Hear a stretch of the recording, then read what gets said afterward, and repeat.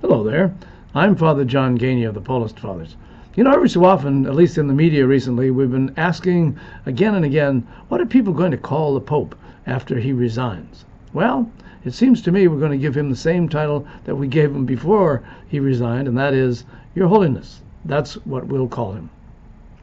I've noticed, too, that, former presidents of the United States, even though they are no longer in power, we refer to them as Mr. President.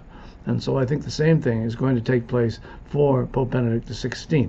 He will still, even though he's not a man of power at that point, and certainly not in the chair of Peter, he will still be the Holy Father in that sense and called Your Holiness. So what does Pope mean anyway?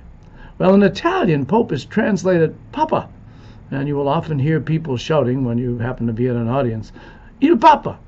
And it goes on particularly in St. Peter's Square in the Vatican when the Pope appears in the window of his apartment, as he did this past week for the last time, overlooking the square. Most of us would recognize that the people are using the phrase for what it is, the title of the Father. But the Pope is the Bishop of Rome and the earthly head of the Catholic Church. In the early years of the Church, bishops were often called Pope, and occasionally the title even referred to priests.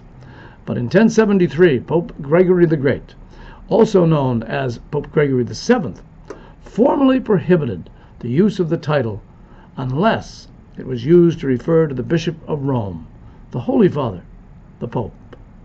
And it has been so ever since. For the Catholic Information Center in Grand Rapids, I'm Father John Geaney.